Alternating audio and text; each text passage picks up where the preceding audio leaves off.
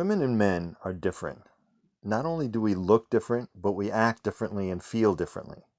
This is not a new revelation, but for the last 40 years, the differences between the sexes have been attributed to social learning.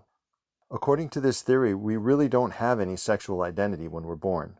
A child is taught what it means to be female or male, and what we consider feminine behavior or masculine behavior depends on the culture.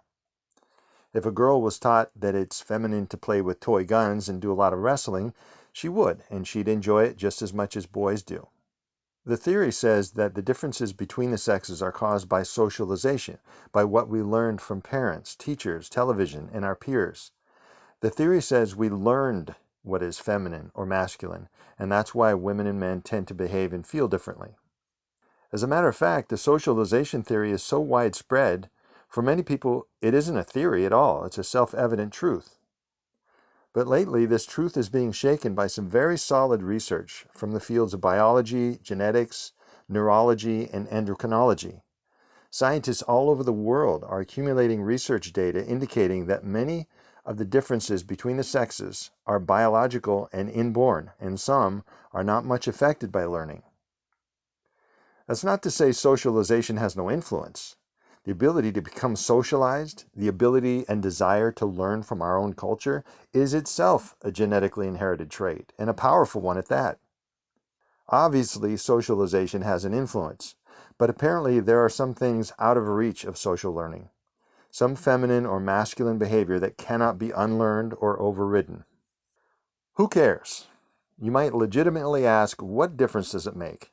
We can see the sexes are different. Who cares what the exact cause of it is? That's a good question. Political issues aside, the answer is it'll make a difference to you in your relationship with your mate. The differences between the sexes are often a cause of conflict or an underlying source of conflict between a man and a woman. Most of us believe these differences are learned, and of course, if your mate learned it, your mate can damn well unlearn it, right? But if some of those differences were produced by your mate's biology and you were convinced no amount of effort could change it, guess what? You'd find it easier to accept your mate for what she or he is, and that would have a significant impact on the quality of your relationship. You may still dislike some of your mate's characteristics, but you would stop frustrating yourself with unfulfilled expectations, and you would learn to work around them. Look at it this way. If your mate was nearsighted and you thought nearsightedness was a learned condition, it might become a point of friction in your relationship. Maybe you're always on your mate's back when she or he is driving, for example, because it seems to you she or he is just not paying attention.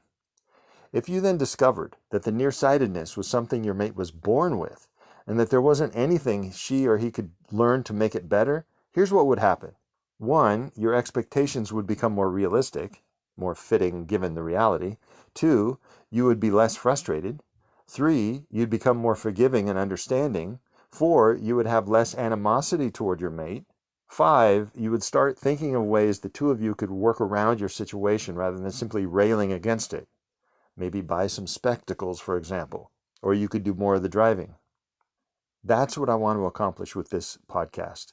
I hope to share enough of the enormous amount of research on this subject that your expectations of your mate become more realistic. With more realistic expectations, you can realistically expect to be more satisfied with your mate. Some of the conflict will disappear from your relationship, and you will find new ways of appreciating each other. As long as you hold out hope that someday your mate will change, you will be frustrated and disappointed.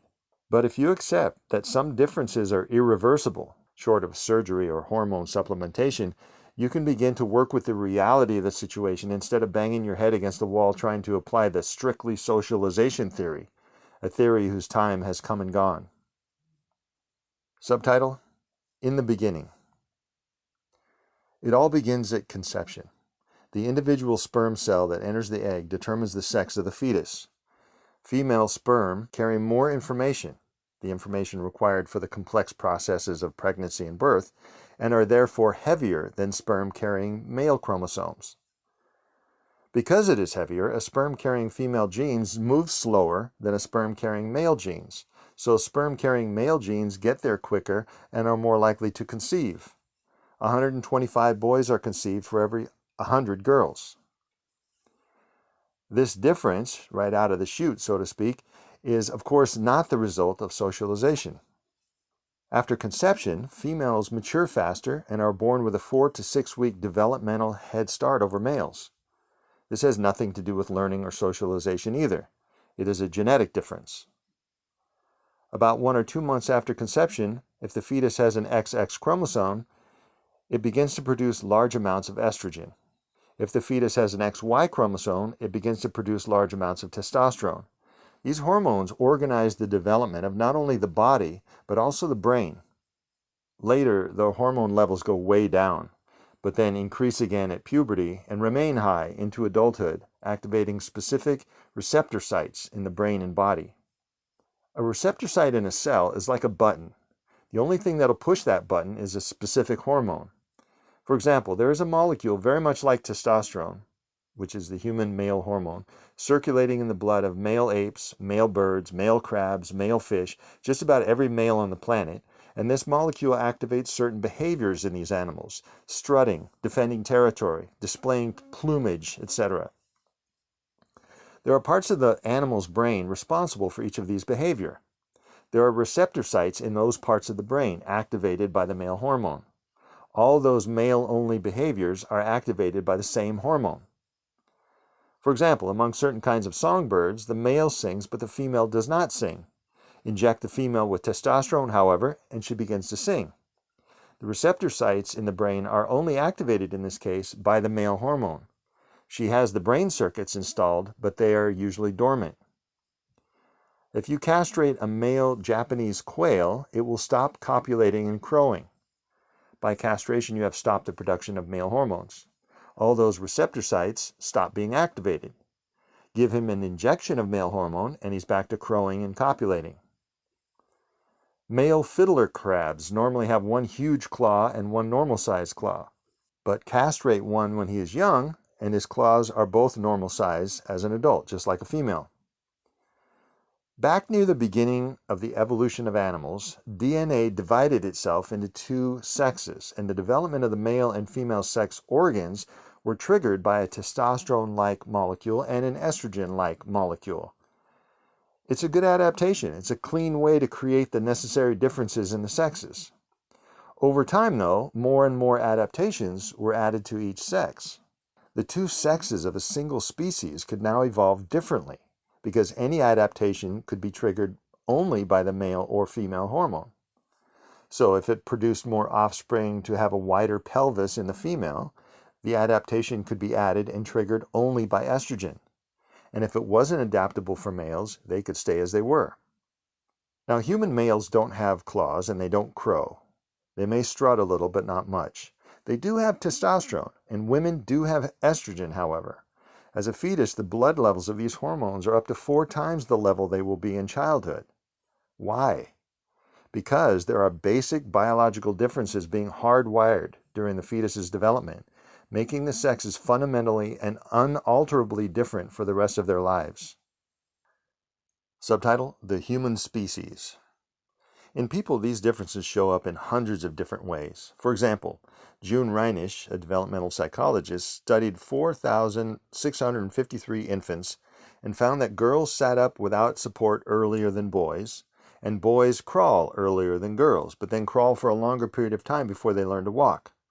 The brains of boys also mature more slowly, especially the frontal lobes, responsible in part for handling cognitive and social functions. Keep in mind, these are all averages. Individuals vary. But generalizations can be made, and they will be true for most people. You can easily say, without argument from most people, that men are taller than women, and that women have less body hair than men. Now, of course, there are some women who are taller than some men, and there are some men who have less body hair than some women, but by and large, the differences hold true. In other words, the generalization is very likely true in your relationship. It is also generally true that women have better nighttime vision, more flexible joints, and a better oxygen supply to the brain.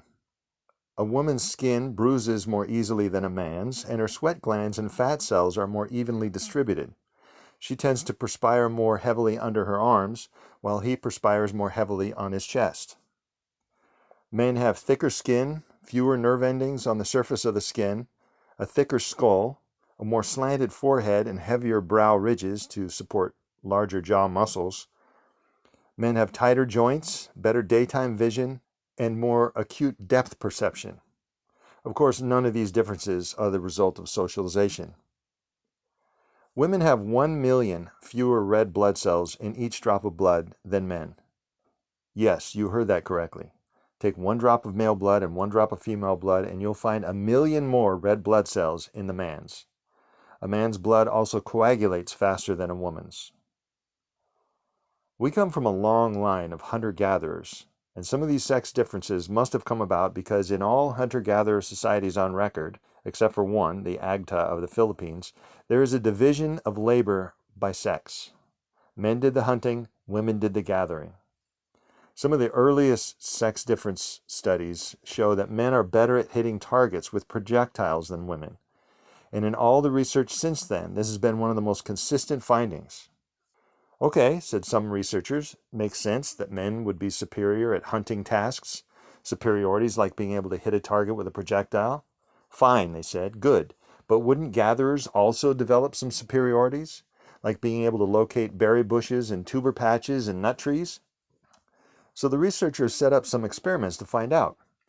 In one experiment, a table was piled with objects, a comb, a dish rag, a hammer, a typewriter, a book, etc. One big jumbled pile of different objects. A man or a woman was brought into the room and told to look at the pile for some specified length of time, say 2 minutes. Then the man or woman was escorted out of the room. Then the researchers would either remove an object from the pile or move it to a different location in the pile. The subjects were brought back in and asked if the pile looked any different. Sure enough, the women were better able to detect a change in location than the men. Women have a superior ability to remember the locations of objects. In fact, women are better at almost all forms of perception, better at hearing small changes in tone of voice and volume.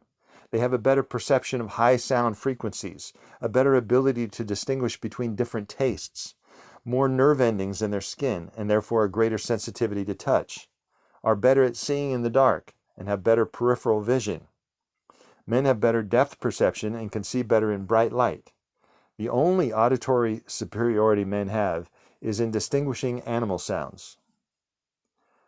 A woman's chances are 1 in 50,000 of being colorblind. A man has a chance of 1 in 25. Estrogen activates the olfactory receptors, and since women have far more estrogen than men, women's sense of smell is better. Women can detect the scent of musk better than any other odor.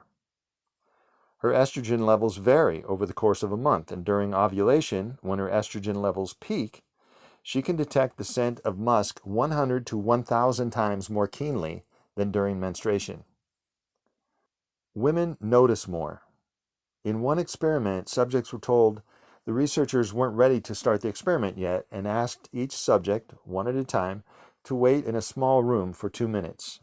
Afterward, the subjects were asked what they could recall from the room they were in. That was the whole experiment. The women remembered an incredible amount of detail.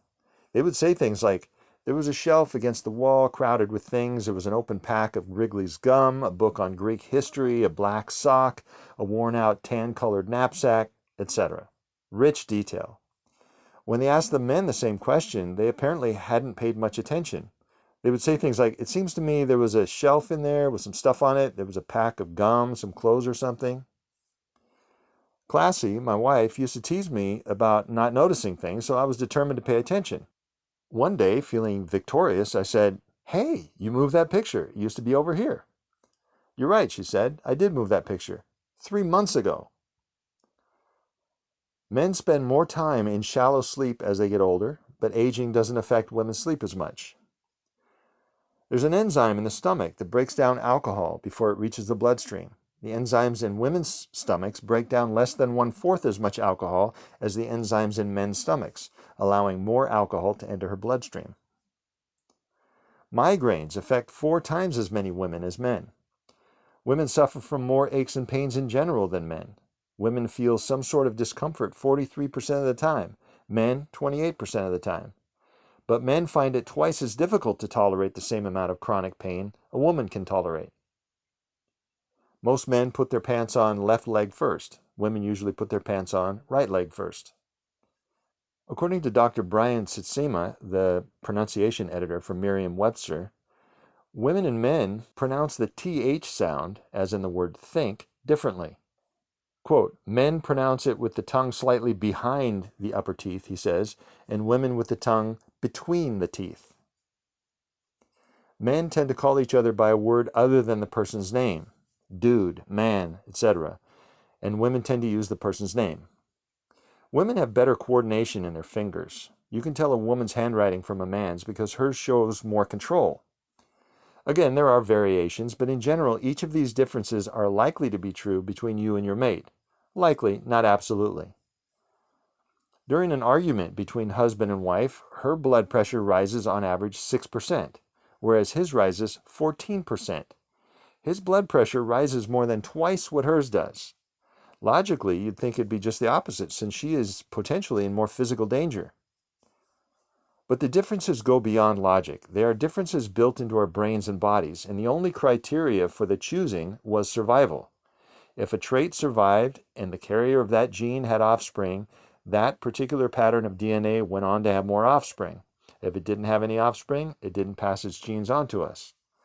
Apparently, there was some advantage to having calm women and reactive men. Although those traits may no longer be advantageous, we're stuck with the biology we've got. Men die sooner, or more often, in 57 of the 64 major causes of death.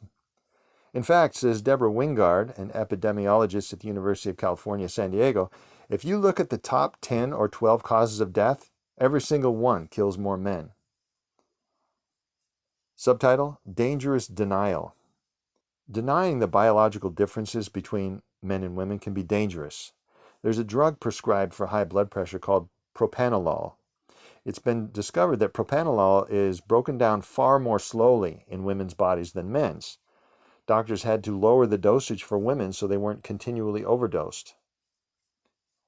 A hormone called DHEAS reduces the risk of heart disease in men and contributes to their longevity. But this hormone has the opposite effect on women. It increases the risk of heart disease.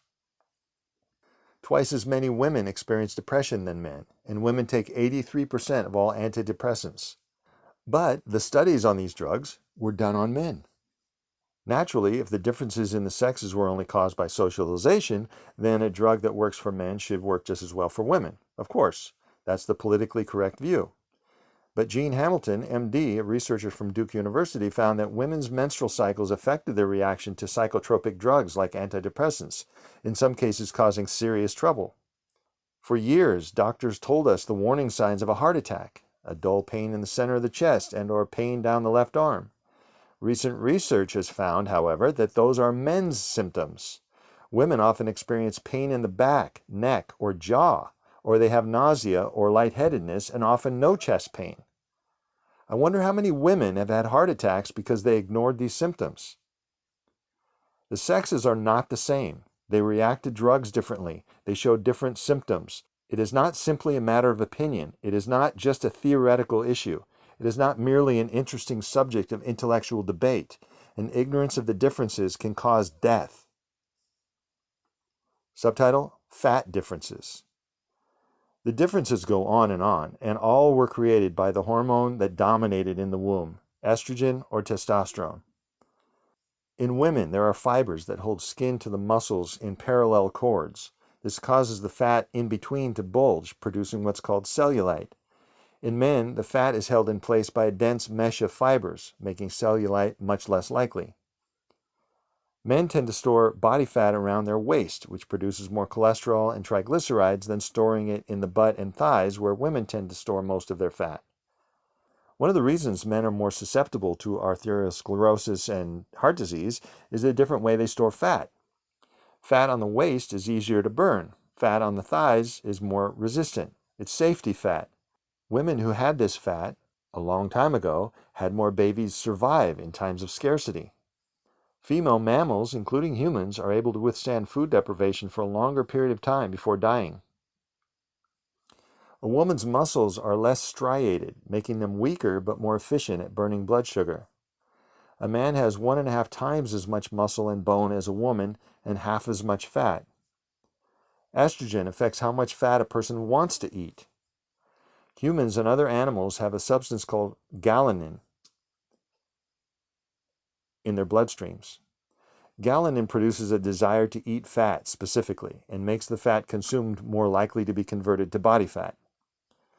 Sarah Leibowitz, in her experiments at Rockefeller University, found that if you give a cow an extra shot of galanin, the cow eats more fat. Leibowitz also found a molecule called M40 that blocks the production of galanin. When she administered M40 to the animals, they had no taste for fat at all. They ate protein and carbohydrates but showed no interest in eating fat. Leibowitz discovered two things that stimulate the human body to produce more galanin. One is the byproducts of burning body fat. This makes sense. Your body notices you've burned off some fat, and it stimulates your appetite for fat so that you can replace what you've burned. The other thing that stimulates the production of galanin is estrogen. Women have more estrogen and more body fat. This is genetic, not subject to change by socialization. We may or may not like it. DNA doesn't care about our personal, social, or political ideals. A woman has more fat covering her entire body, giving her greater protection against the cold and more buoyancy in the water. Do you remember the couple who got lost in a snowstorm, took the wrong road, and ran out of gas? They sat in their car for a day or so and then realized they better find help. No one had driven by in 2 days. They got out and started walking. They had no food. They had their infant with them. Finally, they realized they were headed in the wrong direction. They decided that the mother and baby should hole themselves up in a tiny cave, and the husband should go back the way they came and find help. He walked for days and finally found a road and got help. They found his wife and child in good health. Days without food, in freezing weather, and they were fine. The baby was as healthy as could be. Through lactation, using the extra fat on the mother's body, the baby survived. Our ancestors went through similar adverse conditions many times: famines, terrible weather, exposure, epidemics, bad water, you name it. Lots of them didn't survive. Those whose children survived were our ancestors. Our bodies are the design that can survive extreme conditions. Some important features that helped those offspring, our ancestors, survive were certain differences between males and females, and those differences are deep and extensive. At one time, differences between the sexes were used to prove that men are the superior sex. Because of this, during the women's movement, it became unfashionable and even rude to discover or point out gender differences. But it is impossible to say which sex is superior by studying the differences. Each sex has its own strengths and weaknesses. Neither is superior. Being physically bigger is usually better in a wrestling match, but what good does it do if the task is nursing a child or locating a berry bush, or creating a satisfying relationship with another human being, or swimming the English Channel? In 1926, Gertrude Ederle attempted to swim the English Channel, a feat no woman had ever attempted. A writer for a London newspaper was so sure she wouldn't make it, he wrote an editorial before she started, saying that her failure to cross the channel only showed that women should not attempt to enter competitive athletics. A writer for a London newspaper was so sure she wouldn't make it, he wrote an editorial before she started, saying that her failure to cross the channel only showed that women should not attempt to enter competitive athletics because they were so obviously physically inferior.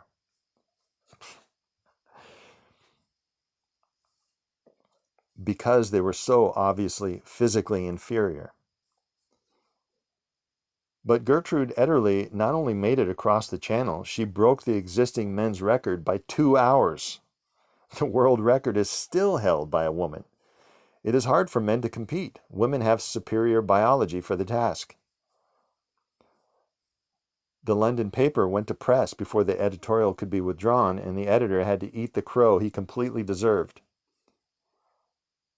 Let's stop thinking in terms of a superior sex. It's like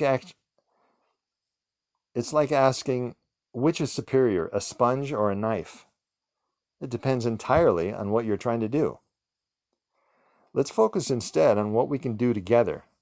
We can share our strengths with each other and as a unit become greater than the sum of our parts.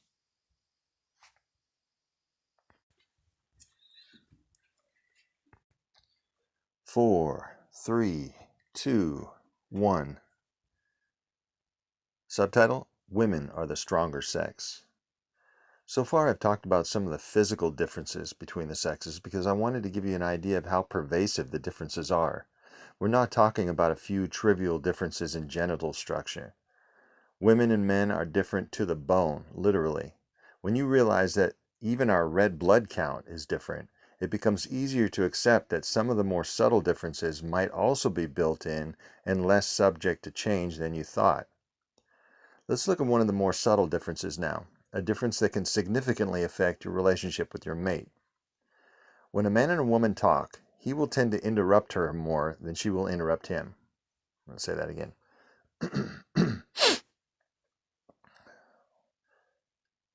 When a man and a woman talk, he will tend to interrupt her more than she will interrupt him.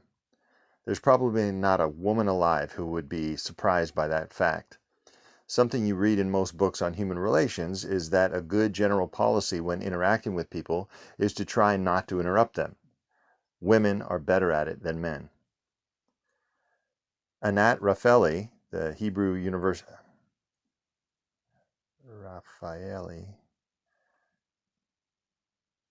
Anat Raphaeli of the Hebrew University of Jerusalem sent teams of observers to 600 convenience stores and observed over 11,000 interactions between the clerk and a customer. Female clerks smiled more, made more eye contact, and thanked people more than male clerks. In other words, the women practiced better human relations. Men and women, ranging in age from 17 to 80, were given a questionnaire that asked each respondent what kinds of things he or she talked about when talking to someone of their same sex. Women spend more time than men talking about relationships and emotional issues. So not only are women generally better at human relations, they are more interested in relationships. Women have a biological advantage when it comes to relationships. To be good at relating, you would need the ability to perceive well. If you can see and hear well, you are better equipped to perceive the feelings of other people. This would help you relate to them. And as I pointed out in the previous section, women visually notice more detail and hear changes in tone better than men. To be good at relating, another extremely useful strength would be the ability to perceive the feelings of others and to articulate your own feelings. And here again, women have a genetic advantage. Let's take a look at some of the research. Using what is called the PONS test, P-O-N-S, the Profile of Nonverbal Sensitivity test, Robert Rosenthal and his colleagues at Harvard University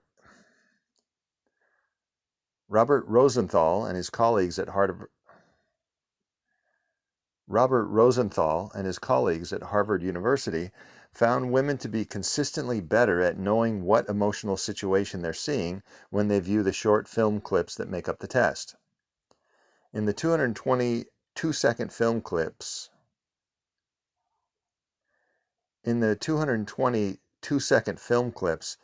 the experimental subjects see a person's face only, body only, or face and body both. The woman is saying something, but the actual content of what she is saying has been obliterated, while still retaining the tone of her voice and the speech of her while still retaining the tone of her voice and the rhythm of her speech. After observing each film clip, the viewers are shown two written descriptions of the situation. The subject is asked to choose which description fits the segment they observed. Women did better than men. There were some men who scored as well as the average woman. These were usually men working in theater or arts, where selection for nonverbal sensitivity plays an important role. But these exceptional men only did as well as the average woman. At the time of the original experiment, the results were explained with the socialization theory. Quote, women are nonverbally more sensitive than men because of their upbringing, unquote. But recent research shows the experiment in a whole new light. Cecil Naylor of the Bowman Gray School of Medicine gave experimental subjects a task and then, using a radioactive tracer, watched to see what parts of the subject's brain was active during that task.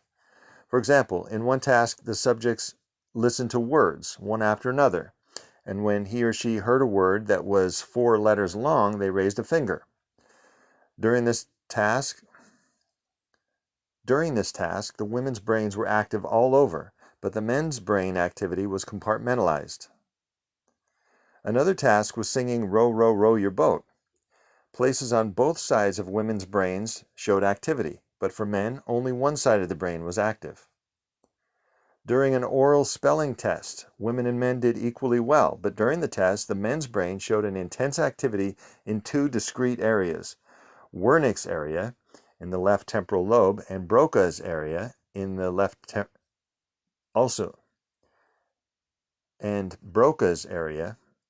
frontal lobe. Wernicke's is known to play an important role in language comprehension and language creation. This is the place where language is assembled for outgo and understood when it is inflowed. And Broca's area seems to play a part in controlling the mouth, tongue, face, jaw, and throat. In women, Naylor found blood flowed heavy, not only to those 2 areas, Wernicke's and Broca's in the left hemisphere, but also to the right hemisphere in the same spot as Wernicke's but on the opposite side, an area known to be involved in a particular aspect of language, emotional expression, and emotional comprehension. In men, when the communication is ready to be spoken, only Broca's area is active. In women, says Naylor, almost every area of the cortex, left and right hemisphere, has some unique relationship with Broca's during the task, as if there were many independent things going on between Broca's and lots of different regions. Women have more going on in their brains when communicating. They use more of their brains when talking to another person than men do, and they have a richer experience of the emotional reality of the relationship. And emotion is the foundation of closeness, bonding, affection, and love in relationships. Women are the big, strong sex when it comes to relationships. These findings might also help explain women's intuition. Since she is perceiving more of what's going on, nonverbal communication, small changes in skin color, facial expressions, body movements, and tone of voice, and her brain is more active, she's perceiving things outside the man's range of perception. It would look to a man as though she were psychic. Subtitle: Inside the Brain.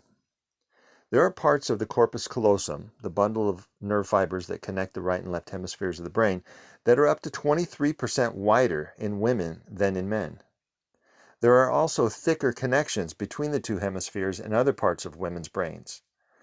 This is especially significant because men's brains are bigger than women's. Women have more gray matter, too, the cells that actually perform thinking. We're looking at a structural difference in the brains of women and men, a difference that helps explain some common complaints of married couples, like why women seem to be more proficient at communicating their feelings. Emotions are processed in the right hemisphere, and language is in the left hemisphere. I'll explain that in more detail in a moment. More connections between hemispheres make it easier for women to articulate what they feel. To add to men's handicap in relating, their brains are more neatly compartmentalized than a woman's. If you give a man an abstract problem to work on, he will tend to use the right side of his brain. A woman, on the other hand, will use both sides. Even in tests on children, it has been found that while a boy is engaged in some abstract problem, like trying to figure out what 3-dimensional objects can be made out of a flat piece of paper, the electrical activity of his brain is concentrated in his right hemisphere. In girls, again, the activity is in both hemispheres. When the abstract problem was shown only to their left eye, the boys performed better on the test than when they saw it with both eyes. The left eye goes to the right hemisphere of the brain. Girls got the same score with either eye. Were boys taught to use only one side of their brains? Were girls taught to use both sides? For the hardcore, strictly socialization theorists, They must have been. But the evidence against that conclusion keeps mounting. For example, there's a malfunction of hormone production called Turner's syndrome that gives us a unique look at the effect of hormones on the brain. Turner syndrome happens when girls are missing an X chromosome. In normal girls, their ovaries produce a small amount of male hormone, but girls with Turner syndrome have no ovaries and no testicles, so they have no testosterone whatsoever. When these girls are given the same brain activity tests mentioned above, they show an even greater degree of uncompartmentalized electrical brain activity and blood flow, more than normal girls. Studies of men who were underexposed to male hormones in the womb, less than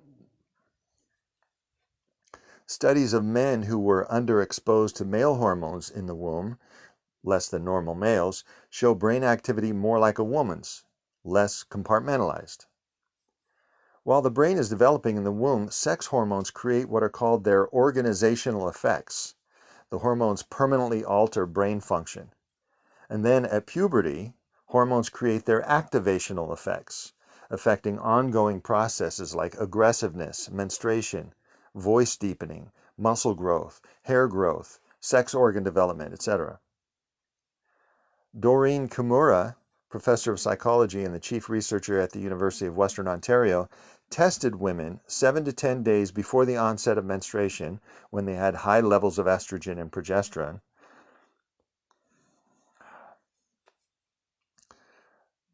I'm going to say that again. Doreen Kimura, professor of psychology and the chief researcher at the University of Western Ontario, tested women 7 to 10 days before the onset of menstruation when they had high levels of estrogen and progesterone, and also 3 to 5 days after menstruation when their hormone levels were low. She tested half the women in the first phase and the other half in the second phase so the results wouldn't be influenced by learning. The women performed better at articulation, manual dexterity, and verbal fluency when estrogen and progesterone were high, and they scored better on spatial tests in the low phase. This shows not a difference in the sexes, but a difference in hormones. It just happens that this usually translates into a difference in the sexes. Kimura and her colleagues also found that the parts of the brain related to grammar, spelling, and writing are located close together in women's brains, but are spread out in men.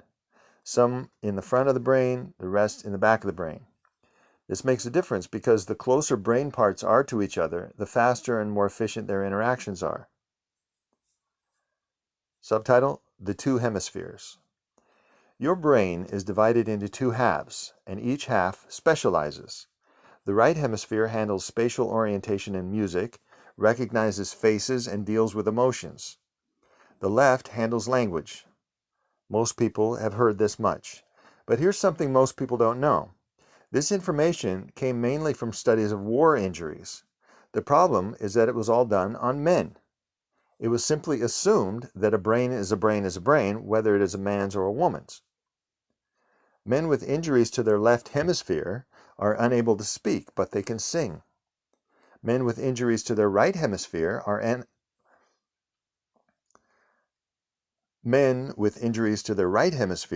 unable to recognize the faces of their own wife and children. They get lost in their own house, unable to find their way around. They can talk, but it's an eerie monotone, completely devoid of emotion. But that only applies to men. At his research center in Maryland, psychologist Herbert Lansel studied epileptics who had part of their brain removed. He found that the same surgeries don't impair women as much as men. Even with the removal of significant portions of their right hemisphere, women can still get around the house and recognize faces. With the same surgery to the left hemisphere, men are 3 times more likely to suffer a language problem as women. Research at the University Hospital in Western Ontario found the same thing with brain damage from strokes and tumors. Women don't lose as many abilities from the loss of the same brain area.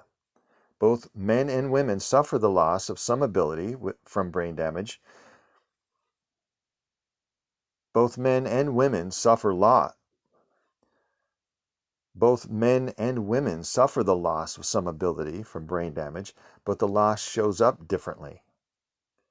The brains of men and women are organized differently in a definite, measurable way.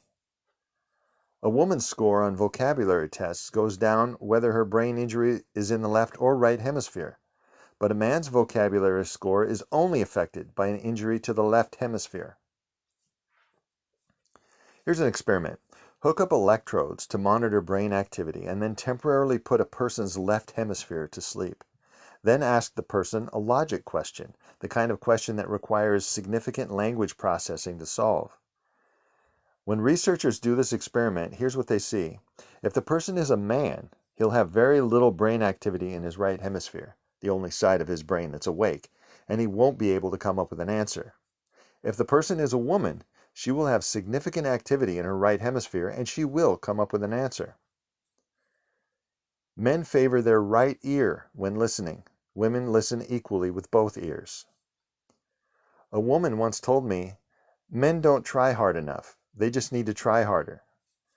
Yeah, that must be it. All men are lazy. I don't think so. We'll have to come up with a better explanation than that. The truth is, there is a significant amount of evidence that a woman's brain is organized differently than a man's, and that this different organization has an impact.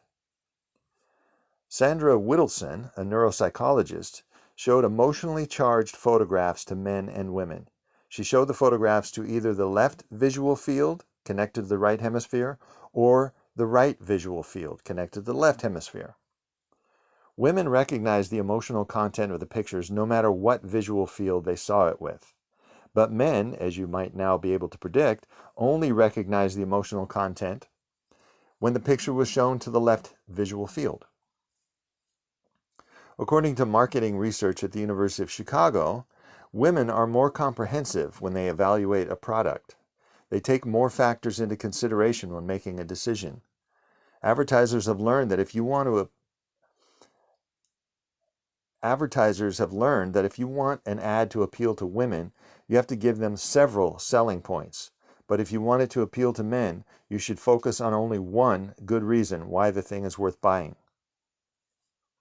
We've seen that the brains of men and women are differently organized with regard to language and expressing feelings. But this doesn't prove anything. It is possible that socialization could affect the way the brain grows. And socialization for sure can affect skills like language ability. So maybe adult brains are organized differently, but that doesn't prove that those differences are determined by biology. So far, it might all be explained well enough by socialization. Let's look a little earlier then, to a time before socialization has gotten such a strong foothold. Subtitle, How the Sexes Differ. Subtitle, Interest, How the Sexes Differ. Researchers have found the following. Infant girls are more sensitive to touch than infant boys. Girls have a better sense of smell, smile more, are more patient and less easily annoyed than boys. Girls begin speaking earlier than boys, enunciate more clearly, and develop a larger vocabulary. Language problems are much more common in boys than in girls. Boys who stutter outnumber girls who stutter 5 to 1. Autism occurs in 4 times more boys than girls. Boys with aphasia, an extreme difficulty learning to talk, outnumber girls 5 to 1. Over 75% of those with reading difficulties are boys. 4 times more boys are emotionally disturbed than girls. Whittleson did an experiment on 200 normal boys and girls between the ages of 6 and 14. Each child was blindfolded and an object was placed in each hand. Then the researchers took the objects out of the child's hands and put them in a pile of similar objects and took the blindfolds off. Asked to identify the 2 objects they were just holding, the girls had no trouble finding the correct objects. The boys, however, were better at correctly identifying the object that had been in their left hand than they were at finding the objects in their right hand. Signals from the left hand go to the right hemisphere, which is known to specialize, in males, in spatial information, like transferring physical sensations into visual information. There are several possible explanations There are several possible explanations for the results of this experiment. It could be that girls' brains aren't as compartmentalized as boys, so they can process spatial information with either hemisphere. Or maybe the information travels between hemispheres more readily in girls.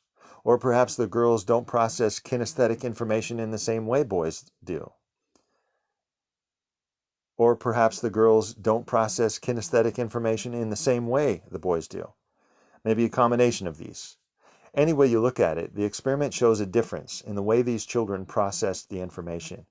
Even at a young age, boys and girls are using their brains in different ways. Experiments have shown that parents treat different sexed children differently. Maybe it is the parents' response to their children's interests.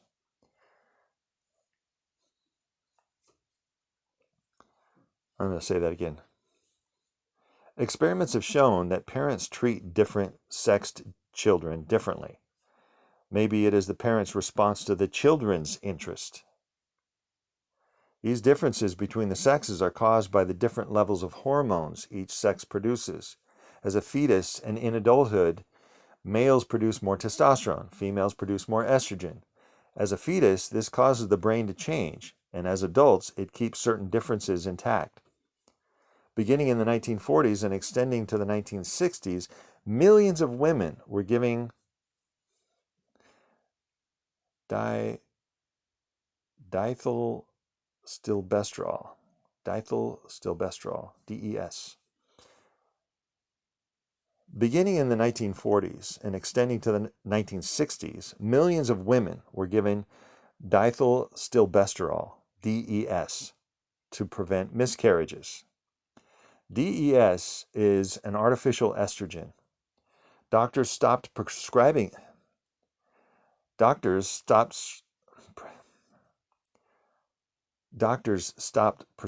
it when they found the drug had serious side effects. Many studies have done on the children who were exposed to DES in the womb. One of the things they found is that children, male or female, who had been exposed to extra estrogen in the womb were more group-oriented and more interested in communication and relationships than normal children of the same sex and age. Subtitle: What about interest? The differences between women and men start in the womb and are produced by hormones. After children are born, masculine or feminine behavior is also affected by the child's parents' expectations and the role models they're exposed to. But as we've seen, the differences were there to start with, and there are some differences that cannot be eliminated, no matter how children are raised. A friend of mine told me the following story. Her son was playing his new Nintendo game when her daughter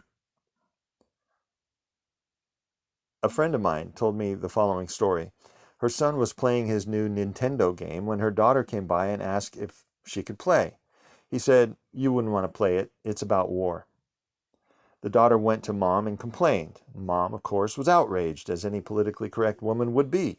So she marched into the living room and scolded her son and said girls should be able to play war games if they want to. At this point in the story, I asked her, did she want to? The woman said, yes. But then she said, well, for a short time, and then she went in the other room to play with her jewelry. She doesn't actually like to play the game. This kind of thing is going on all over the country. It happened to me when I was a kid, too. Well-meaning parents are trying to keep their children from sexual discrimination, either as the discriminatee or the discriminator. And that's wonderful. The thing to watch out for is blinding children to reality. It doesn't matter how good the doctrine is. It's always better to see reality than to miss reality because you can't perceive outside the limits of your doctrine. And that's exactly what's happening. Women and men all over this country are running into difficulties in their relationships because they have been given false data. Namely, that there are no intrinsic differences between the sexes, and if there are any differences, they are learned and can be unlearned. It isn't true. And when you try to make something go right using faulty information as your guiding light, you're bound to run aground. And in this case, you're likely to be mystified about why it seems so difficult to understand your mate. It's like someone built a lighthouse on the wrong part of the coast. When you try to steer your ship by it, you end up on the rocks. Androgenital syndrome, AGS, is a condition caused by too many androgens, male hormones, before or shortly after a girl is born. The girl's genitals are the girl's genitals are partially the girl's genitals are partially masculinized. God. The girl's genitals are partially masculinized, but this is often corrected with surgery. The changes to the girl's brains, however, cannot be altered by surgery or any other procedure. They show no interest in playing with dolls as children. But their normal sisters who do not have AGS, raised in the same socializing environment, are interested in playing with dolls. An interest in dolls, if we can extend that to an interest in relationships, or at least an interest in motherhood, is not laying on from outside. It comes from within, and apparently cannot be laying on from outside.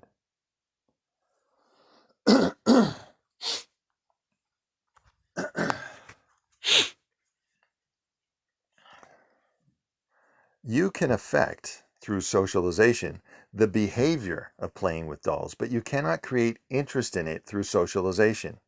The interest is either there or it isn't. Ask any parent. There are differences between the sexes in animals, of course, and they are also caused by hormones. Two Oxford anatomists, Pauline Field and Jeffrey Reisman, decided to see if there were brain structure differences between male and female rats. There are. Female rats have more synapses connecting two parts of their hypothalamus than male rats do. The right hemisphere of a male rat's brain is measurably thicker than a female's, and the female's left hemisphere is thicker than the male's. When they deprive a developing male rat of male hormones, his brain ends up looking like a female rat's brain.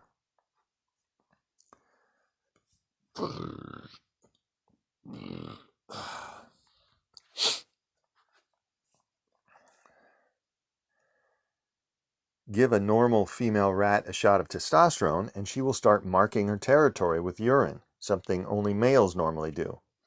The same experiment done on dogs gets the same result. Testosterone-injected female dogs even lift one leg to pee. Rats injected with estrogen are less nervous and less likely to engage in conflict with other rats. Among mammals, birds, lizards, and even fish, when you inject the animal with estrogen, it becomes less aggressive. This holds true whether the animal is male or female. Female rats with pups lick them and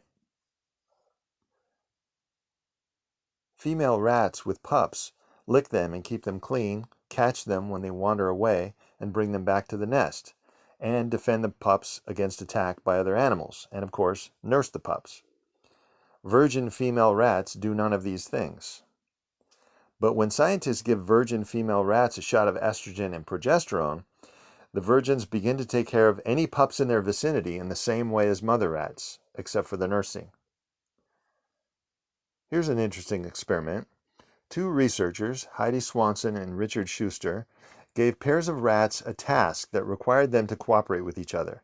If they were able to cooperate and accomplish the task, they were rewarded with sugar water. Rats love sugar water.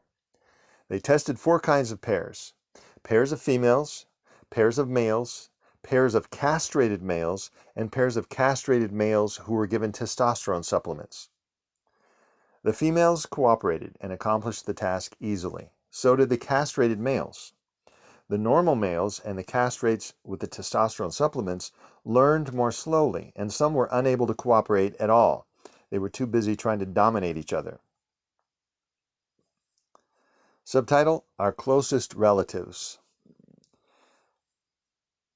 I want to say that again. Subtitle: Our Closest Relatives. Chimpanzees are our closest genetic relatives. As a matter of fact, judging by the amount of DNA that matches exactly, chimpanzees are more closely related to humans than they are to their next nearest relative, gorillas. In the Arnhem colony of chimpanzees in the Netherlands, chimps have been observed for many years. The males often fight. Every female of that colony has been observed playing a peacekeeping role between males. The females will get 2 males who are angrily ignoring each other to interact peacefully again. They are facilitating relationships. When fights break out and the males begin arming themselves with rocks, which they throw with a fair... I'm going to say that again. When fights break out and the males begin arming themselves with rocks, which they throw with a fair amount of accuracy and damage, the females gently pry open their fingers and remove the rocks. When a male grabs another rock, the female gently but firmly takes it from his hand again. All over the world, chimps have been observed. Adult males spend most of their time alone, and females spend most of their time in the company of others. Females seem more interested in relationships than males do. Subtitle: Facing the Facts. Whether we look at behavior or brain structure of adult or young human beings, or we look at animals, the evidence points to a difference between males and females, a biological genetic difference. It's time to face the facts. Women are better at communicating than men, and more interested in doing so. It is inborn. Women are genetically superior communicators. Therefore, women are more competent at relating. When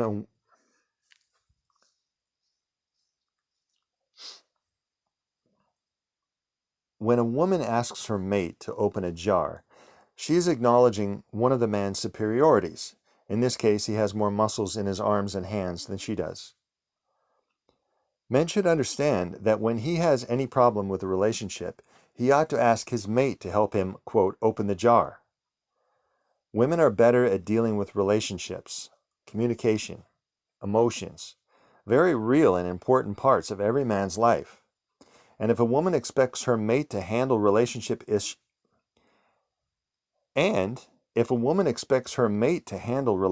issues as well as she can, isn't it like a man asking a woman to pry open her own jars? What would you think about a man who insisted his wife open her fair share of jars? This is what many women do.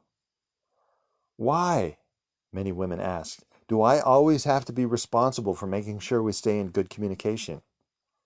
Maybe it's because if you waited for him to even notice your relationship had a problem, it would be too late to do anything to save it.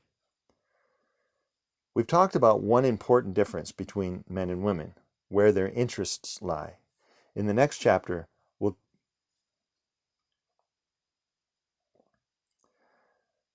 we've talked about one important difference between men and women, where their interests lie. In the next section, we'll look at another big one.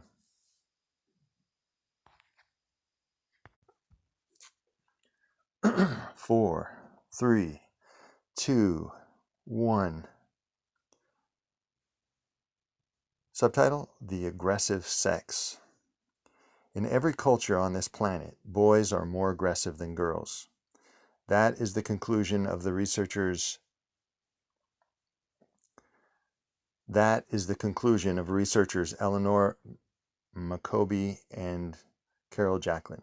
Okay, I'm going to say that again. That is the conclusion of researchers Eleanor Maccoby and Carol Jacklin. In a study of elementary and junior high school classes, boys were found to be 8 times more likely to call out answers than girls. In a 3-year study called Sexism in the Schoolroom of the 80s, it was found that boys participate and were called on in class more than girls, significantly more, and that the teachers didn't realize it. Teachers were shown a film of a classroom discussion. When it was over, they were asked who was talking more. Most of the teachers said the girls were. Then they went back through carefully coding and counting. I'm going to say that again. Then they went back through carefully coding and counting who was talking, and they discovered that the boys were out talking the girls at a ratio of 3 to 1. Boys get more attention in grade school.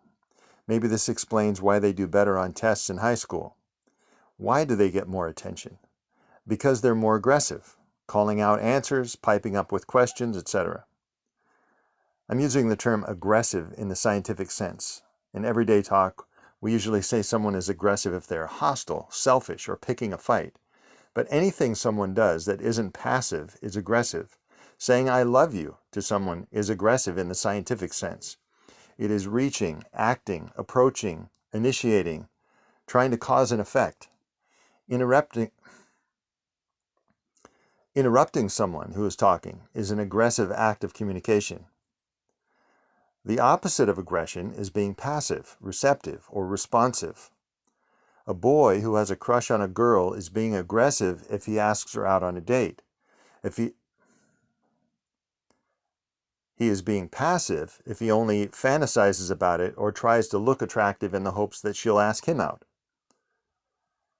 Trini Johansson, a teacher in Stockbridge, Michigan, and vice president of the Michigan Education Association, took the advice of researchers and videotaped her own classroom to be able to observe dispassionately. Johansson noticed girls take more time to think through their answers. Boys tended to simply shout out and appeared less concerned if their answer was right. She noticed some girls were having similar difficulties with classroom material as some boys, but the boys received more help because they were more noticeable.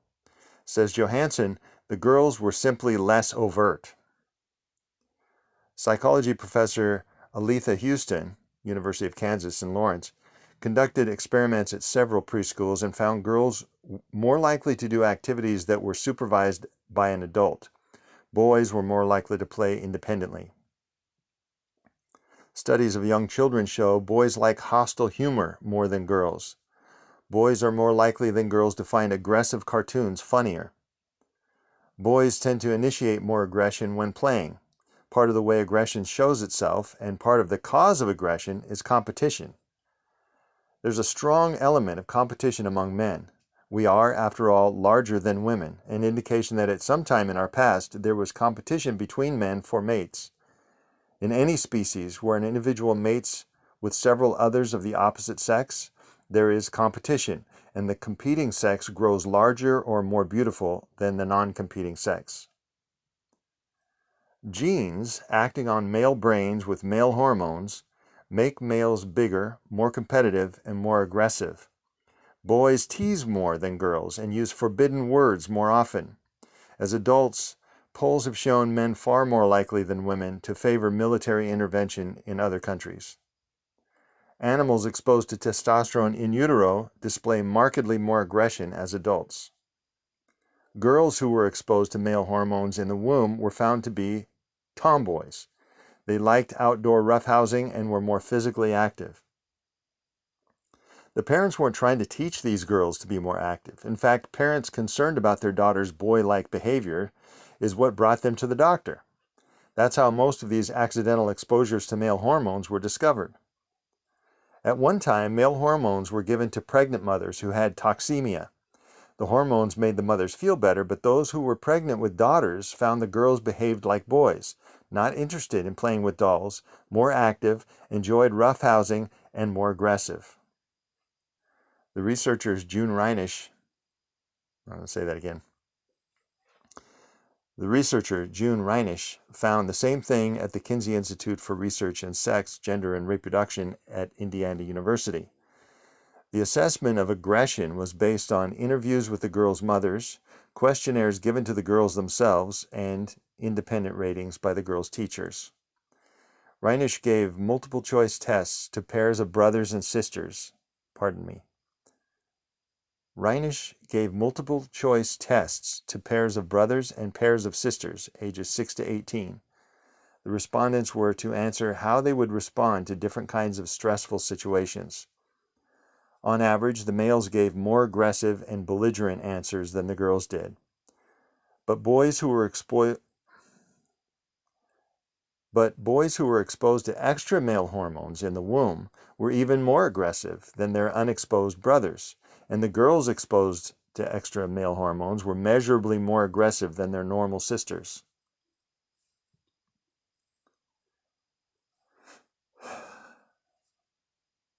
Melissa Hines at UCLA and a colleague watched CAH girls ranging from 2.5 years old to 8 years old at play. CAH is a condition that produces an excessive amount of male hormones in girls because of a lack of two key enzymes. Sometimes they are born with a clitoris so large they are thought to be boys. The researchers put the CAH girls in a room with toys of all kinds, kitchen supplies, books, dolls, board games, trucks, construction toys, etc., and made careful notes of what they played with and for how long. They did the same thing with the girls' brothers and sisters for comparison. The CAH girls played more with, quote, masculine toys, unquote, than did their unaffected sisters. They played with the same toys as the boys did, played with them in the same ways, and spent the same amount of time playing with them, on average, as the boys. A hormone is a powerful thing. It cannot... I'm going to say that, start that over again. A hormone is a powerful thing. It can not only change the way the body is built, but can also change what we're interested in. Hines is perplexed by the findings. Why, she asked, would you evolve to want to play with a truck? But perhaps it isn't a genetic predisposition to play with trucks, but to want to wield power, or something more along those lines. There's a good reason to expect that at least some of the CAH girls' mothers would try to discourage masculine interests in their CAH daughters, or at least to not encourage it. But whether discouraged or not, the hormonally influenced preferences persist. Hormones affect us whether we want them to or not. We are animals, no matter how stylishly we cover ourselves with clothes and the trappings of modern civilization. A man's beard grows faster when he is exposed to female pheromones, a molecule produced by certain glands in women. When researchers sprayed male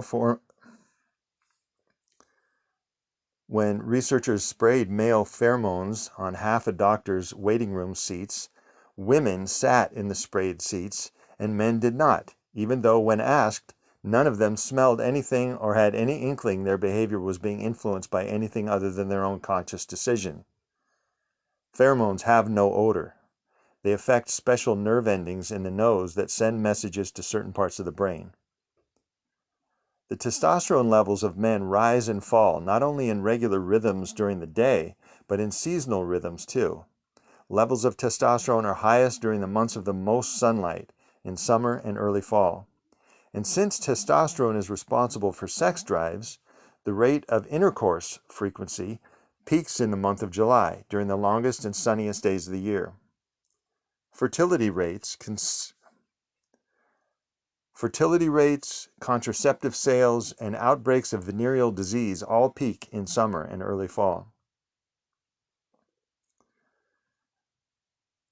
Is it a coincidence that in a more primitive setting our young are more likely to survive when born in the spring? Keep in mind that the infant mortality rate of all hunter-gatherer societies is very high.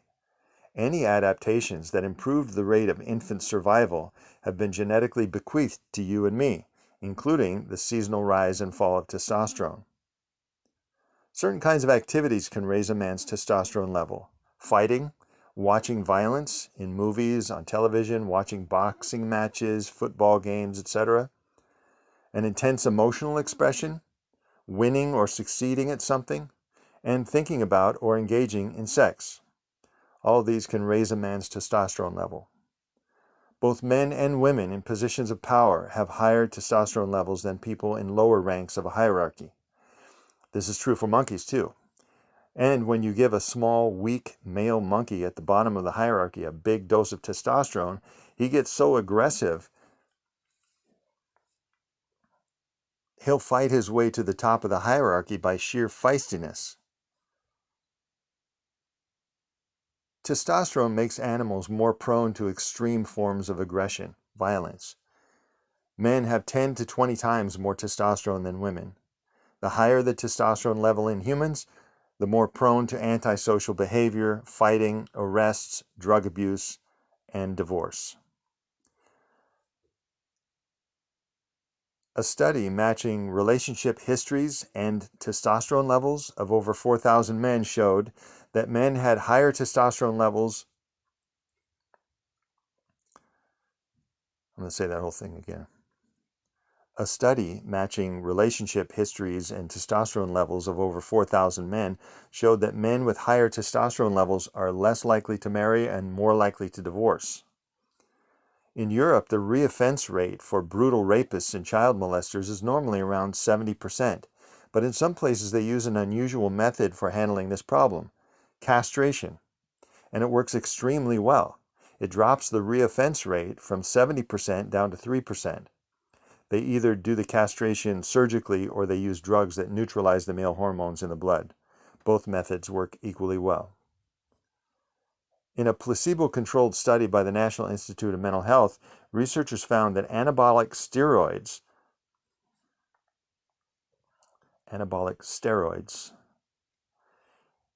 okay, I'm going to say that again. In a placebo-controlled study by the National Institute of Mental Health, researchers found that anabolic steroids, artificial male hormones, caused anger, violent feelings, sexual arousal, a higher energy level, and more God damn it. Okay, I'm going to say that whole paragraph again. In a placebo-controlled study by the National Institute of Mental Health, researchers found that anabolic steroids, artificial male hormones, caused anger, violent feelings, sexual arousal, a higher level of energy, and more self-confidence. Did you know that a whopping 90% of the children diagnosed as hyperactive are boys? Could it be because testosterone produces a high energy level and estrogen has a calming influence? Rhesus monkeys have a nervous system similar to humans. The male monkeys play rougher and mount other monkeys more often than the females do. Yet when pregnant rhesus monkeys are injected with male hormones, the female offspring behave like males. Depending on when the hormone is injected, they display specific male behaviors. Give the shot at a certain stage in the pregnancy, for example, and the female will play rough but not mount other monkeys. Give the shot at another time and she will mount other monkeys but not play rough. The same has been found in experiments on rats. Apparently, the different parts of their brains, and ours, develop at different stages in the womb, and depending on the presence or absence of male hormones, those parts of the brain form a male design or a female design. Remember, the female design is what forms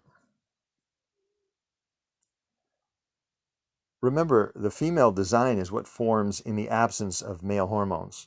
It is nature's default design. At McGill University, a researcher by the name of Michael Meany found that one of the male hormones, dihydrotestosterone, directly activates a brain structure, the amygdala. I'll say that again. The amygdala, and produces play-fighting juvenile male in juvenile male rodents. You know how they can teach rats to learn a maze by giving them a reward at the end? Well, they found that male rats will learn the maze even if the only reward at the end is the opportunity to fight with another male rat. In adult male mice, the more testosterone they have, the faster they will attack a strange male in their territory. In adult male mice, the more testosterone they have, the faster they will attack a strange male in their territory. Castrate them, and they become less aggressive and less territorial. In the hypothalamus, there is a small cluster of cells called the SDN, sexually dimorphic nucleus. We know that in animals, the SDN is responsible for mating behavior, sexual response, and territorial marking. In humans, the SDN is 2.5 times bigger in men than in women. In rats, the male SDN is also bigger than in females. But give a female a prolonged dose of male hormones in the womb, and her SDN grows just as big as a male's. Castrate a male just after birth, and half his SDN neurons die within 24 hours. The point is, different parts of the brain are different sizes in males and females, and these different sizes are caused by different levels of hormones while the fetus is developing. And further, these differences in brains show up as differences in interests and behavior. We may not like it, but that doesn't mean it isn't so. Men are more aggressive than women. That's a fact. Testosterone makes men more aggressive, and estrogen makes women less aggressive.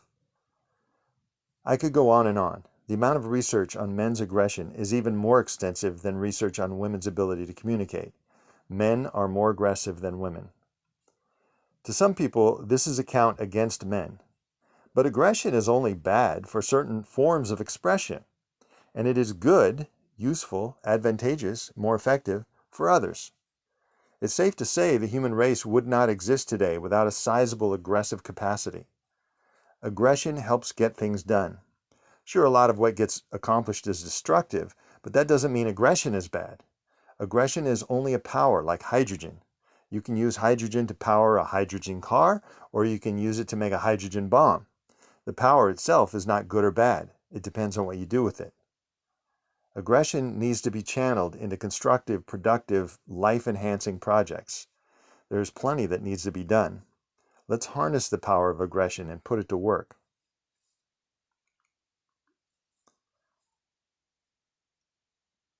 Subtitle: What does it all mean? If you want to say it with political correctness, here it is. Nature is a sexist pig. There are quite a few people, as you may have noticed, who are afraid of that fact. They don't want you or me to know about this research, and for a very good reason. This information can be used, in fact has been used, to justify unkind, unfair, or intolerant treatment of one sex or the other, usually women, since men have been using the information more aggressively. But that's not a good reason to ignore a fact. Perfectly valid and potentially useful facts are misused all the time. It isn't a comment on the danger of the facts, it's a comment on the danger of a closed mind. A closed mind is only seeking to reinforce an already existing bias, and biases exist in the absence of facts just as readily and maybe even more readily than they do in the presence of facts. Also, to say we are influenced by our biology is to imply that we have less free will than we'd like to think. It may threaten women's suffrage. It might erode our concept of personal responsibility. I couldn't help it. I was pumped up on testosterone. These are some of the reasons people don't want to research. These are some of the reasons people don't want the research on the biological differences between the sexes to be well known. A group of anthropologists met to discuss this issue. Some of them were intrigued by these findings, and some were against them for political and social reasons, as well as, I'm sure, the fact that these findings put the socialization theory in question, and many scholars hold that theory very dear. One of the scholars said into the microphone that these findings and the new theories coming out of them are, quote, an attempt to justify genetically the sexist, racist, and elitist status quo in human society. He said, it will ruin our children. It is a deterministic scam, a political plot. He said it will ruin our children. It is a deterministic scam, a political plot, a vicious, pernicious disease. Facts, said Aldous Huxley. Facts, said Aldous Huxley. Facts, said Aldous Huxley, do not cease to exist because they are ignored. Just because something is ugly and has horrible implications doesn't make it untrue.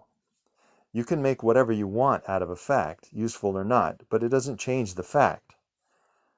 The purpose of this book is not to discuss what society, quote unquote, ought to do about these facts. I'm concerned with you and your relationship with your significant other, and I can tell you that an ignorance of these facts, whether deliberate or not, will make it more difficult to be happy in your relationship. I don't believe these facts should be used to force someone into a limitation. Women may be better communicators, but some men are pretty good, and I don't think we should prevent a man from getting a job as a negotiator if he can do it well enough. Being a cop may require a certain amount of strength and aggression, but when a woman can do the job, obviously she should be hired and paid the same as a man for the same position. That's only fair, as any rational person can see. No pursuits ought to be denied to someone who wants to pursue it and is capable of pursuing it for sexual, religious, no pursuit. I'm going to say that part again. No pursuits ought to be denied to someone who wants to pursue it and is capable of pursuing it for sexual, religious, racial, or any other dumb reasons. Recognizing differences is not the same as defining differences and forcing everyone to confine themselves to the defined roles. The amount of male and female hormones in each of us varies quite a bit, so we will each have strengths and weaknesses, superiorities and inferiorities, interests and lack of interests in different things between the sexes and within each sex. Our biology may determine how we feel and what we want, but we determine what we do. And if someone can do a job, she or he should be free to do it. And also, we are each responsible for what we do, regardless of how we feel or what sex we are. I may be more likely than a woman to feel like hitting someone, but if either of us actually hit someone, the consequences should be the same. Subtitle: What's in a gene? Genes don't influence our behavior directly. They act through the medium of our feelings, what we like and what we don't like, what we're drawn to and what we have no interest in, what's comfortable and what's not. Little boys fidget because it's uncomfortable not to. It was probably adaptive at some time. Maybe it builds coordination faster to keep boys constantly moving. Genes code for hormones and brain proteins and levels of neurotransmitters. They code for structure rather than specific behaviors. Most behaviors are learned in humans. In other words, genes don't program very much specific behavior in humans. They program feelings, urges, drives, likings, interests, what we will and will not enjoy. Our genes don't give us thoughts like, I should help my relatives. They give us feelings. I want to help my relatives.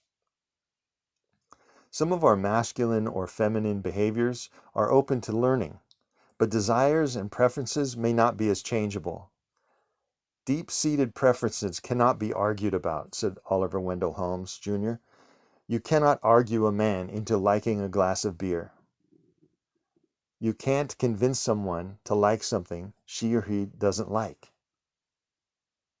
Subtitle: Reality First. One or more of the differences I've described in this book may not fit your particular relationship. If one doesn't, I recommend you pay more attention to the reality in front of you than to something you read. If, however, this information hits home with you and your mate, and if you found a trait that you have resisted, fought against, or tried to make your mate get over, that's where this information becomes useful.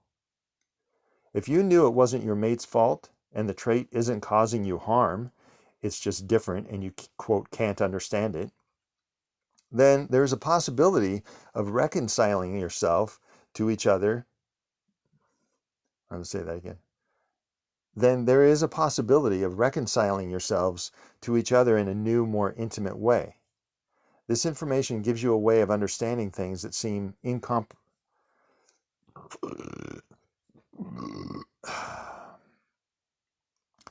This information gives you a way of understanding things that seemed incomprehensible before. I remember years ago, Classy and I got into an argument because she criticized me. At least in my mind, that's what started it. In her mind, it was probably because I did something stupid and she criticized me justifiably. But after a lot of sometimes heated discussion, I realized that I was assuming she is like me. I assumed that she was feeling like I would have to feel, intense anger, before I would approach her with a criticism. But the fact is, she lives in a different world, hormonally speaking. That is incontrovertible. When researchers hook up men and women in an argument to biomeasuring machines, they find that during a conflict, men are experiencing more stress than the women are. And there is plenty of evidence to suspect that this difference is a biologically based difference rather than the result of socialization. So, if I assume Classy is experiencing things the way I am, my assumption will miss the mark. It will be false. And when I take action on a false assumption, my actions are liable to be inappropriate. In this case, inappropriate actions on my part were then misunderstood by Classy. She thought I was overreacting or misunderstood her or something. It became confusing. We then tried to clear up the confusion, but no matter how much we restated our positions and tried to understand each other, it remained confusing because you have to back up all the way to the beginning assumption. that we are experiencing this event similarly because we are the same in order to clear things up. Later, when the fight was over, I just wanted to say, oh well, let's be friends and forget about it and go on about our day. She doesn't let go of things so easily. This also seems to be a genetically caused differences. Chimpanzees, who share 99.6% of our active DNA, show the same pattern. Males make up after conflicts fairly quickly. Females can hold grudges for years. Males doing battle alongside other males of their group, defending territory and hunting cooperative. Males doing battle alongside other males of their group, defending territory and hunting cooperatively, as chimpanzees do, don't survive very well if they hold grudges. So somewhere along the line, a tendency developed in males to try to reconcile conflicts quickly. Nowadays, it may be useful or not, I don't know. But what I do know is this: it is a lot easier to deal with Classy when I assume she is different than when I assume she is like me. Much less of her behavior frustrates or confuses me. Let's get off each other's backs about our differences. Let's quit trying to make each marriage partner do an equal amount of everything. Whoever thinks marriage is a 50-50 proposition, said Franklin P. Jones, doesn't know the half of it. Let yourselves specialize into different divisions of labor if that's what seems natural and easy and pleasant. If you have one person who really cares about having a clean house and whose standards are high, and the other partner doesn't care. I'm going to start again at if you have one person. If you have one person who really cares about having a clean house and whose standards are high, and the other partner doesn't care about having a clean house and whose standards are low anyway, guess who's going to end up doing Guess who's going to end up doing more homework? Guess who's going to end up doing more housework? If a woman was willing to let the house get as dirty as he is willing, then there wouldn't be a conflict, would there? If he likes fixing the car and she likes doing the housework, and he likes working more hours at his job and she likes spending more time with the kids, what's wrong with that? It's a difference in interest. Why are some people interested in computers and some people interested in astronomy? Who knows? But one thing is for sure. They will be happiest pursuing their interest and not trying to force themselves down a path that doesn't give them enjoyment because they have artificial standards of behavior that they try to conform to. Subtitle: Biological Creatures. Does this mean we're at the mercy of our biology? Yes and no. What biology is doing is affecting our feelings. But you can do something even when you don't feel like it, and you can feel like doing something and yet refrain from doing it. It's called self-discipline. It's obviously a genetic compulsion to eat when we're hungry, yet people have been known to deliberately refuse to eat until they died of starvation. But some genetic impulses are not worth resisting, and what we like to do most is one of those. Yes, you can go without food, but you still feel hungry. You can behave as if you like things or are interested in things you aren't, but pretending all the time is unpleasant. Not only that, in a relationship, it causes confusion and resentment, and besides, it's dishonest. I'm taking it for granted you wouldn't do something that harmed another person. But given that qualification, why should you do something you don't like to do and keep yourself from doing something you like when it doesn't harm anyone? That's not a prescription for happiness. Let's take another look at the socialization theory and our sex differences. Maybe our differences could be a strength. Maybe it's not a bad thing at all. Maybe it's a blessing. It's true that men could act more like women and women could act more like men, but what kind of an empty life would that be? I don't like being something I'm not. I don't like acting or pretending. It is an unsatisfying way to live. Not only that, but behaving incongruently with the way you really feel is a formula for a superficial relationship. Just be phony and act the way your lover wants you to, pretending you like things you don't, and you are sure to have a shallow, unsatisfying relationship. But we don't have to be the same to be intimate. Subtitle: Where we go from here. Socialization is something you've learned, and it can be changed by learning something new. Genetics is not learned, it's built in, and you have to either accept it or work around it. Our species has a genetic predisposition.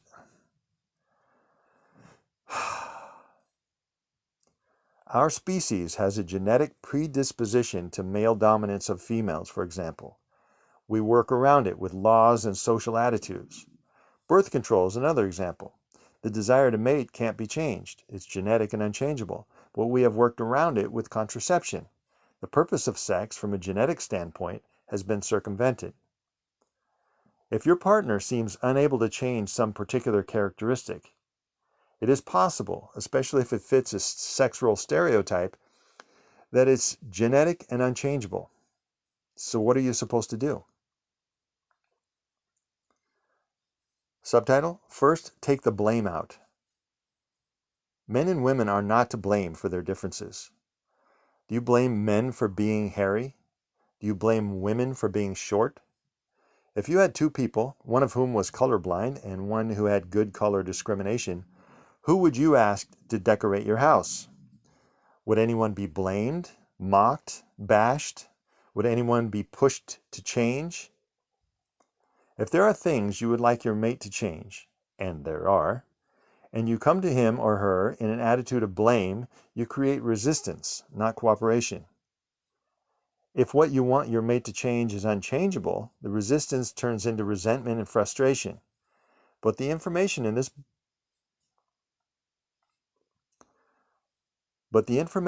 podcast can help you take the blame out of your request, and together you can find ways of working around those But the information in this podcast can help you take the blame out of your request, and together you can find ways of working around those characteristics if they can't be changed. No one is at fault. It's just life. It's just what survived billions of years of evolution. No one is to blame.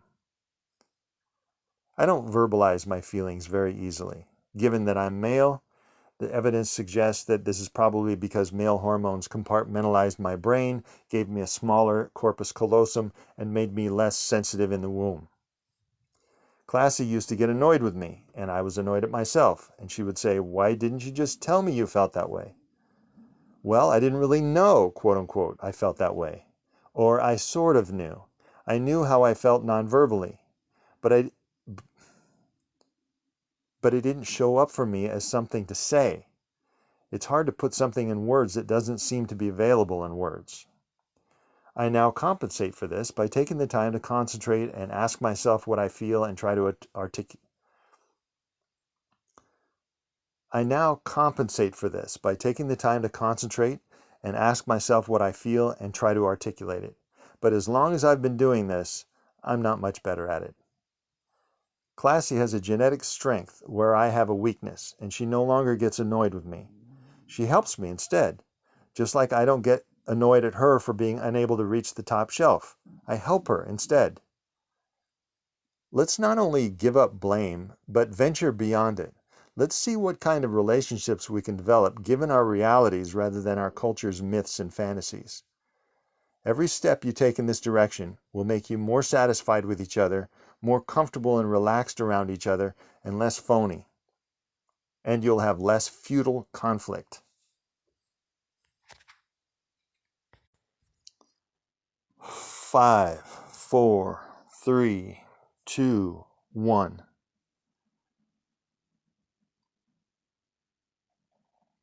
5, 4, 3, 2, 1, 1, 1. Subtitle: Take Advantage. Classy helps me build business relationships and relationships with my family. I help her accomplish her goals. She helps me think things through. I help her stay on track. Not only have we finally stopped fighting against our differences, we're learning to use each other's strengths. Men and women work well as a unit, like a pilot and navigator. When flying a plane, the pilot and navigator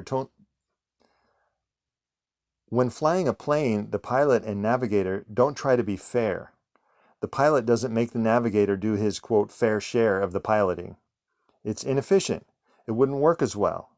Instead, they each do what they do best because when they do, each is better off as part of the team than either would be alone. Researchers at Stanford University found that women and men have different responses to depression, and that these differences may help explain why the rate of depression among women is twice that of men, and by the way, why alcoholism in men is twice that of women. Men try to distract themselves from their bad feelings. Women tend to ponder their bad feelings. When a woman is depressed, she will tend to focus her thoughts on what is causing the depression and think about possible consequences.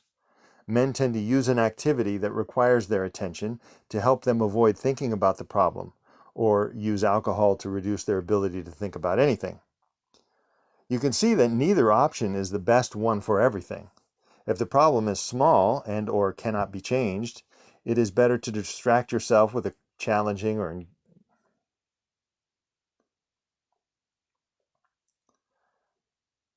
You can see that neither option is the best one for everything. If the problem is small and or cannot be changed, it's better to distract yourself with a challenging or engaging and maybe even productive task. But if the problem is big and or can be changed, it is better to think it through and make some decisions. This is just one example. We have a lot. This is just one example. We have a lot we can learn from each other. We can lean on each other and find strength. There are genetically determined differences between all of us, even between people of the same sex. Let's develop a little more tolerance for each other. Let's learn to resist the urge to fight against those differences or try to make everyone the same. And instead, let's try to discover the advantages of our differences, and in this way, help to realize and enjoy the full benefits of being human. The end. If you have any questions or want to say anything to me, you can write to me at adamkhan@usa.com. And I invite you to follow my blog at adamleekhan.com. This is Adam Lee Kahn on The Atom Bomb.